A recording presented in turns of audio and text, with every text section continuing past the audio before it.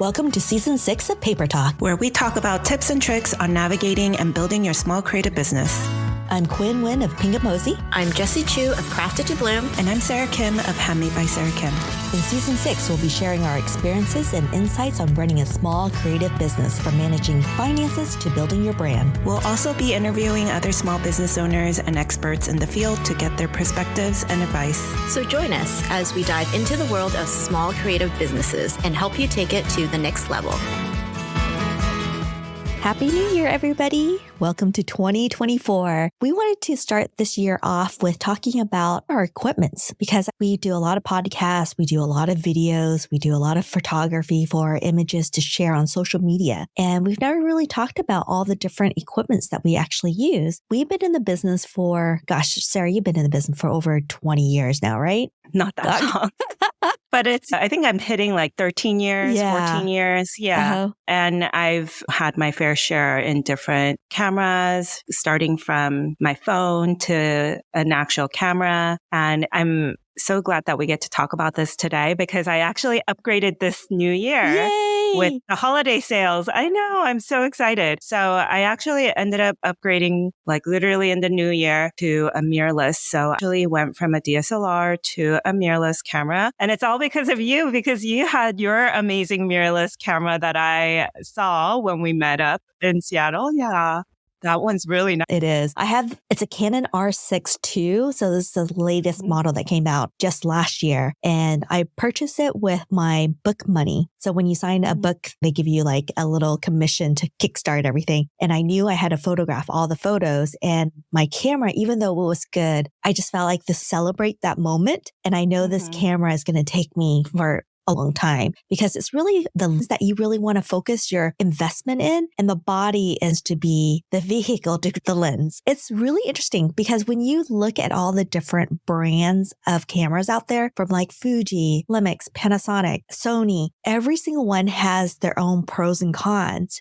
And I've always had a Canon, and I know all the different buttons. I know how to edit it. Canon tend to have brighter tones of photos. And I did for a short while had a Fuji, and Fuji is beautiful. I have to admit, when you take a photo of your images, has this almost like film quality to it that you cannot get with other cameras. And I love that, but it was quite different. And the reason why I got the Canon R6 II was it could do video and it could do still images in a very top tier way, that I knew that I'm going to be videoing all the different tutorials and taking pictures for the book. It was just a no-brainer for me to get that. But it was a lot of research. It was like endless amount of reviews that I was watching through YouTube. Yes. And it was the whole Canon versus Sony. And I feel like it comes down to preference. And it's funny that you mentioned your Canon, because I did look into that too, because I actually came from a Canon DSLR, but I ended up switching to Sony and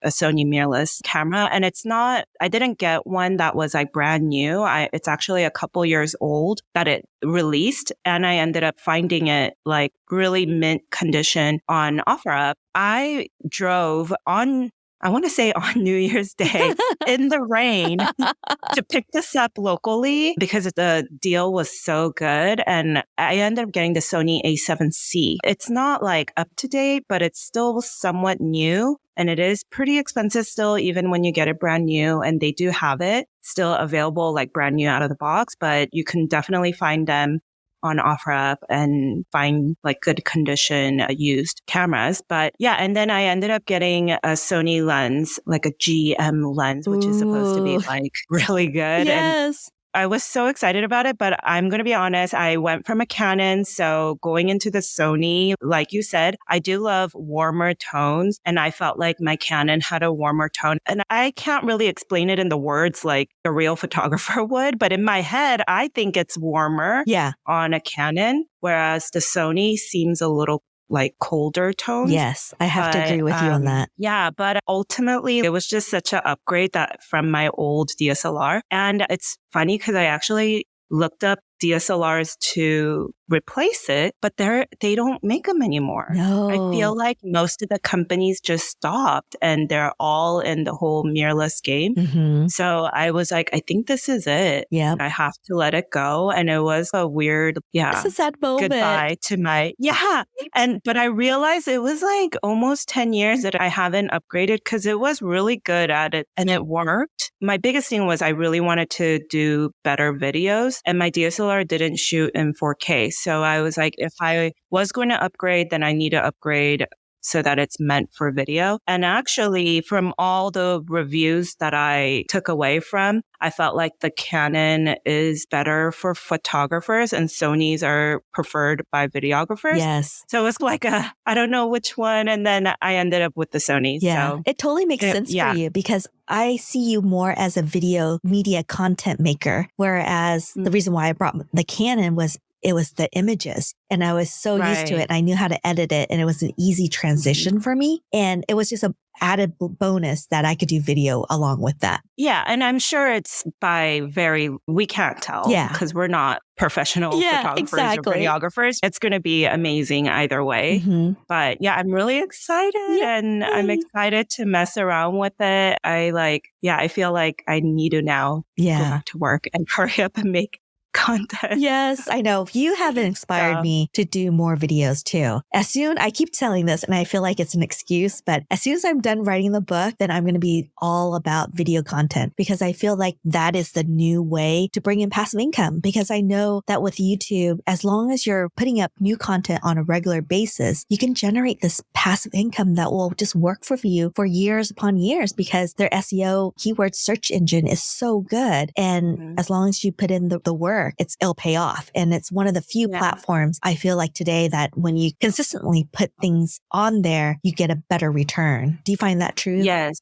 I totally think that. And I feel like my YouTube, a lot of my platforms did do well this year for whatever reason. I had a couple viral moments, so it helped boost my following counts. But I felt like my YouTube subscribers, it's definitely more consistent. And I only really post maybe once a week, and then maybe twice a month at least. Whereas Instagram, I post every day. Yes. I post every day. You do post every day. I'm producing videos all the time. And I did have a viral moment on Instagram, which boosted my following count. Yeah. But outside of that, I was like losing followers and losing engagement. So I felt like the return is so rough unless you have a viral moment, but really that's just out of luck. Yeah, it is. I feel like, everyone's figuring out the algorithm, but really is it going to work? So unless you get lucky and you have a viral moment for a second. And even then, after the week that it peaks, after that, it just kind of dies down. So I feel like the effort that you put into YouTube you're going to get paid off more for it. And building a channel is very ideal. It's a goal to a lot of artists. And overall, I feel like photos are so important for us anyways.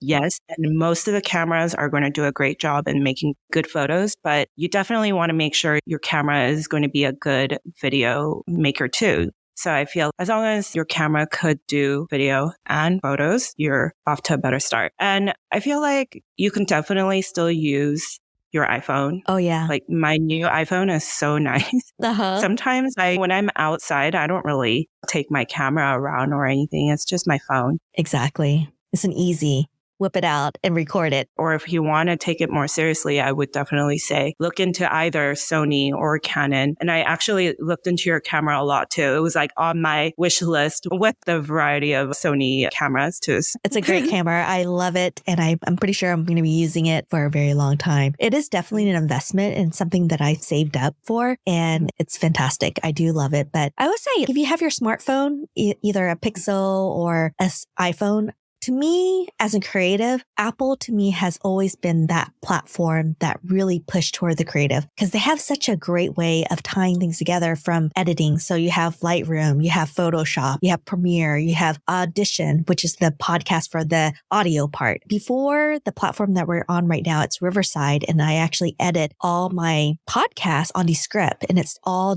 run by AI, which is absolutely amazing. It has cut my editing time by half, which I used to spend easily 4 to 5 hours per episode editing a 30-minute episode. It took a lot of time, and now I can do it probably about 2 to 3 hours now, which has been a huge time saver for me because the AI system now is incredible. I think AI is here to stay, and I would want to add that to my equipment list because it's something that I use almost on a daily basis, from editing podcasts to writing social media to writing newsletters, sales webpage, things like that. It's such a helpful tool to have along with you, and it's been incredible for me. I would say I use Premiere and Photoshop. I do have the Adobe platform, the paid version of it, but I want to say, don't quote me on this, but there might be free versions that you can look up for to just test it out. But I would say that's something that you should totally invest in and have it as a write-off to your business. I use Premiere.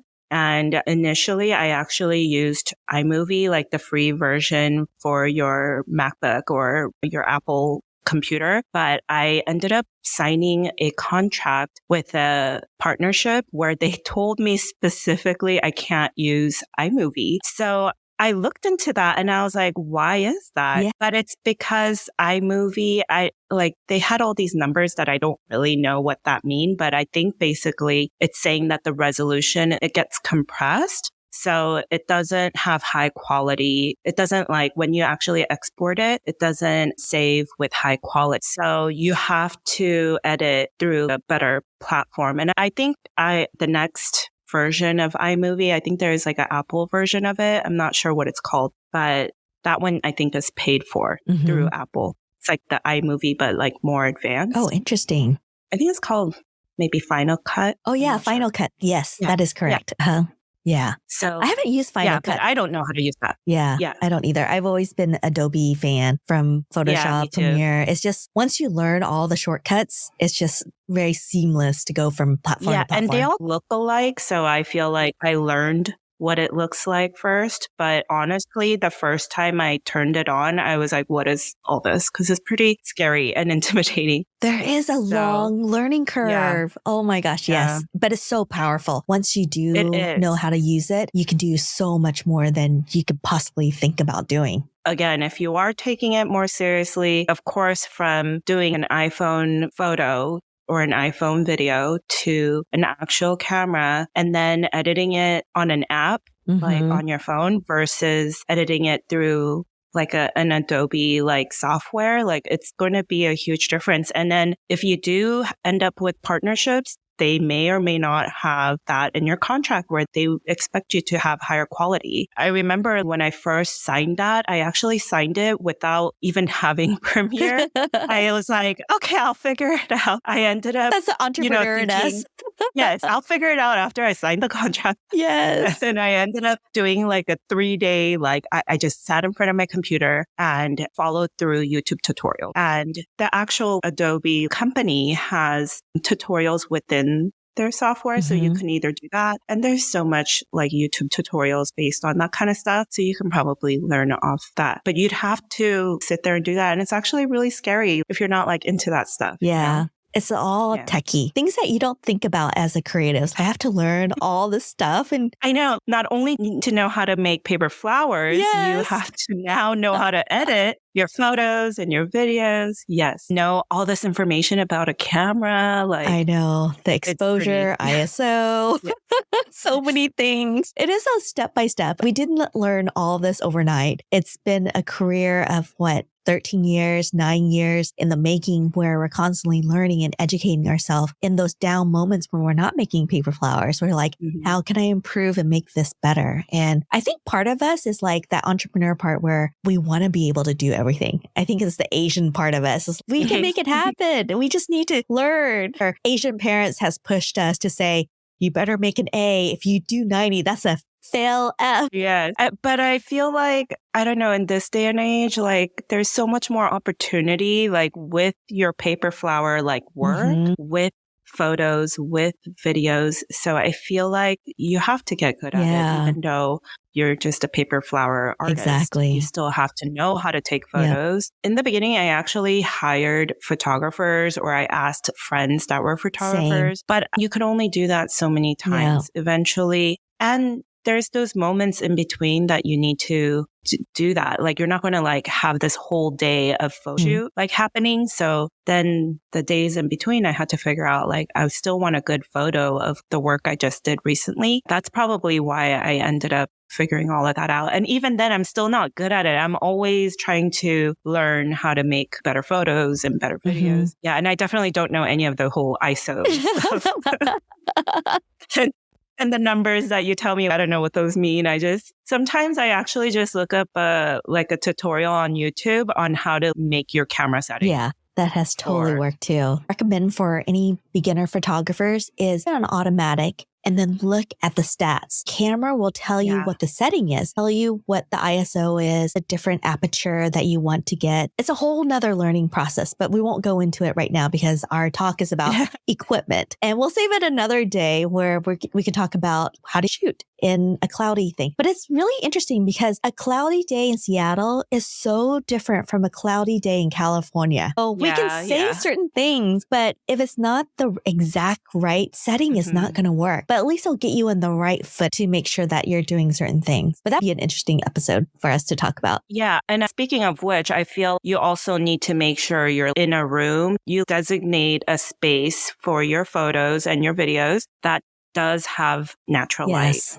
So I used to use like lighting, like studio lighting. I have like 2 really big ones sitting in my room, but it always had that hue that I just could not edit and figure out. So I did just opt that out. And I was like, I just need to do it when the sun is out. And if your sun's not out, then whenever is the best timing in the day for you and your window and your room. And I do have white walls, and I feel like that's also a plus. I could tell some people if they have blue walls, it's going to have cooler tone. Yes. If you can, I would say find a white room with white walls and then start from there. And I still use different color backdrops, but I meant like the wall, like whatever the sun hits is what I feel the color you're going to have to see. Yeah. And also, I'll tell you, depending on the day. So if you shoot in the morning, you're going to get cooler tones. But as you shoot later in the afternoon, you're going to get warmer tones. Let's talk about backgrounds since you mentioned that. So what kind of backgrounds do you use to shoot your flowers and videos? I have just a plain white desk that I use most of my videos and photos to shoot with. That's like my base. And then from there, I do have a collection full of boards that I used to purchase,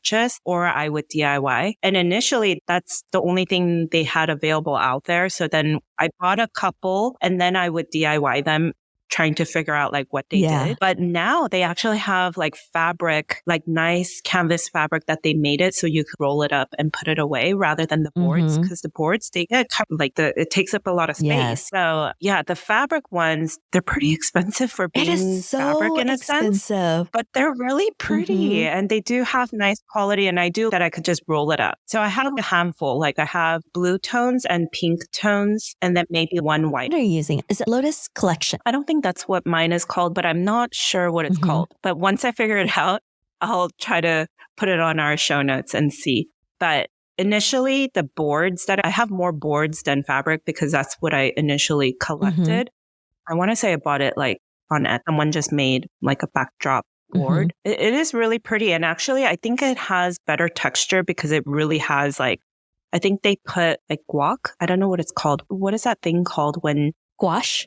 Not gouache. It's like texture when you paint on the wall. Texture. It's not, yes. And that's what makes it really pretty, I feel like, when I want that kind of look. And then the fabric ones, they do tend to be very flat, but it has different colors that molded together. So it has that type of look, but it's definitely different. Yeah. When I first started out, I would go to the dollar store and get the foam cord board because they were only $1 a piece. And I didn't feel bad if it got scratched or marked because I could grab another one or just use it to piece to make a bigger board. But you have to be very careful about the line that it creates.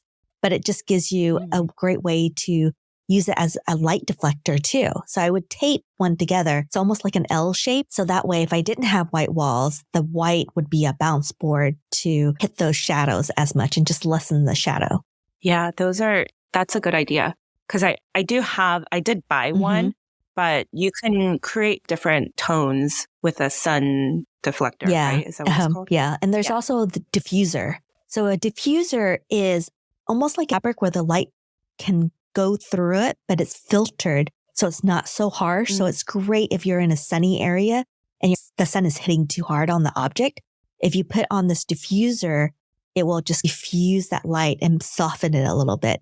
A light deflector is usually will have a gold tone, a silver tone, or white, or a black one if you want to lessen things.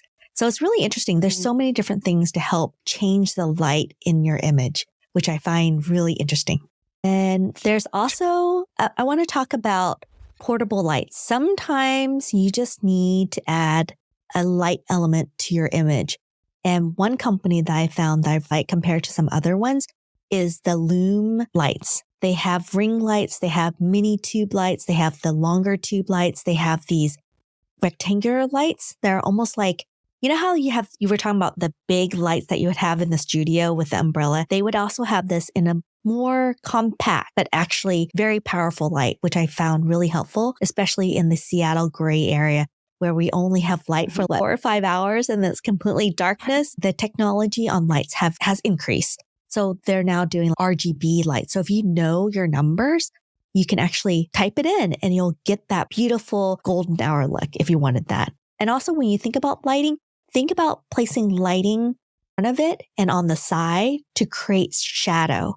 Because when you create shadows, that's where the interesting part comes out. And depending on how much light you have, if you have a lot of light, you're going to get harsher shadow. If you have lower lights, you're going to get softer shadow. But also saying this, in post-editing, you can change everything up.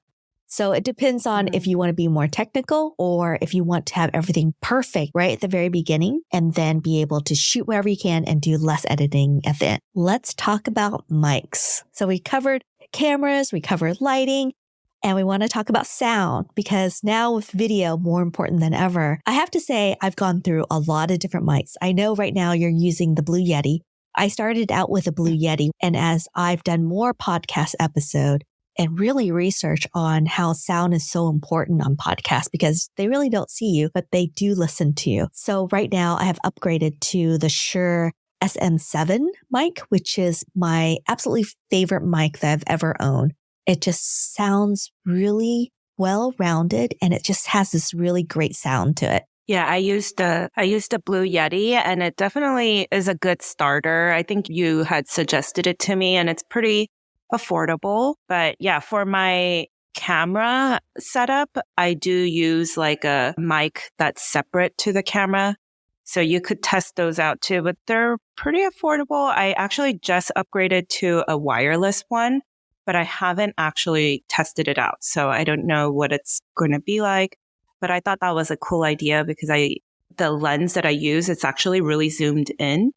Or zoomed out. So I could put it farther, but I want the sound. So then that's why I wanted a wireless mic so that I could have the mic closer to where I work and still capture the sounds. I feel like the more and more I'm getting into videos, I feel like you said, sound is actually a lot more important than you think. Because I thought it wasn't that big of a deal, but it actually is. Outside of even being on the podcast, but just overall, if you have good sound, it really does make or break your video. Yeah, I 100% agree with that. If you were to focus on anything, sound is so important.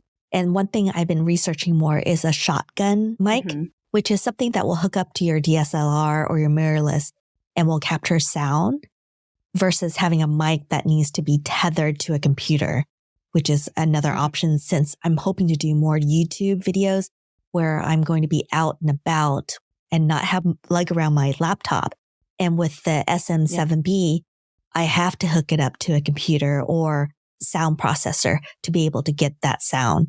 And so that's another investment that I'm going to probably pull the trigger and get just because I have this big project coming up and we're going to be outside and nowhere near a laptop. So I have to be very conscious about that too. but it's step by step. Do you have a need for it to buy certain equipment? Don't buy things on a whim. Do your due diligence, research it. Make sure you have all the different wires and cables. I have to say, I have to warn you, with this, the Blue Yeti is a USB that will plug directly into your computer.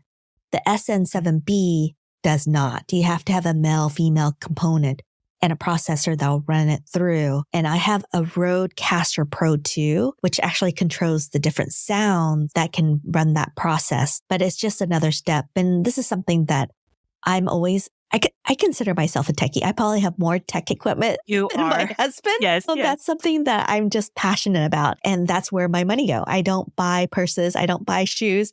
I actually buy equipment, which is so funny. I actually said that this new year, I want to invest more back into my business because the previous years, if I made money and it was a good month, I'm going to go treat myself to a new shirt or an outfit. I'm totally that girl and I am girly. I'm a girly girl. So I love getting my nails done and my hair done.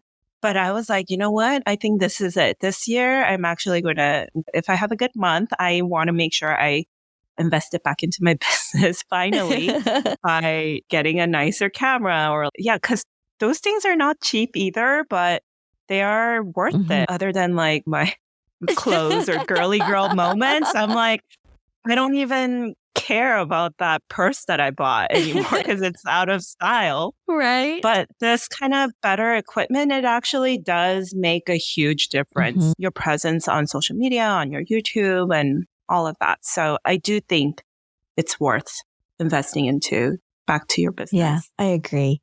It's something I'm super passionate. So if you guys have any questions, I'm an open door, open book. Message me, message Sarah too.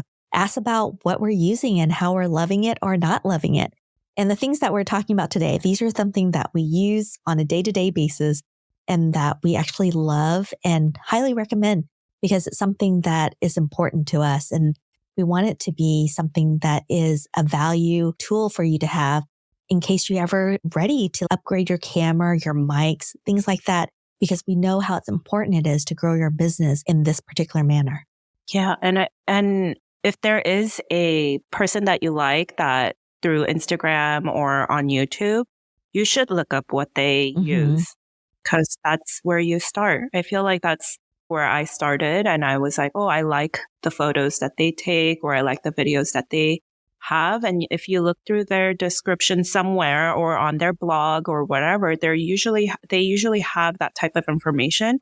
So if you guys do Quinn's photos or my photos, then at least start from there. Yeah. You know, we're not professional photographers or videographers, but I do like to think we're definitely giving a better quality than someone that starts off. I agree. Yeah. Quynh, definitely you are my inspiration when it comes to tech because I'm like, whoa. And it's funny because I feel like people think I am techie, but I'm so not, which is like when I had to learn like how to use a Cricut machine or a Silhouette machine, like I was like, I don't know how to do any of this stuff, which is funny. That's what I do now. I didn't know how to record a video. Like I literally didn't even know where the record button was on my camera because I just had it on like photo. So if Sarah can do it, you can do it too, everybody.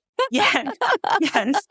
Yes. It is very approachable. When you break things down, it won't seem as daunting. I know sometimes when you look at certain things, like we talked about Adobe, it is daunting. But the best thing is look on YouTube. There are so many different instructors out there that represents or give you information that is easier for you to consume and at different levels. Some are very beginner level, some are intermediate, some are more advanced. Pick the person that speaks to you and you can understand what they're saying and then just go from there. Because all you have to do is learn a little bit. Before you know it, you're going to be an expert. It all takes time. Everybody starts at the beginning somewhere. If you have any further questions about mics, cameras, anything that has to do with videos or images, DM us. We're an open book and we would love to answer any of your questions. To end our episode for today, I will talk about my favorite snack that I'm loving right now. So I'm trying to be better, healthier this year. My snack right now is actually juice. So I am loving this combination of juicing.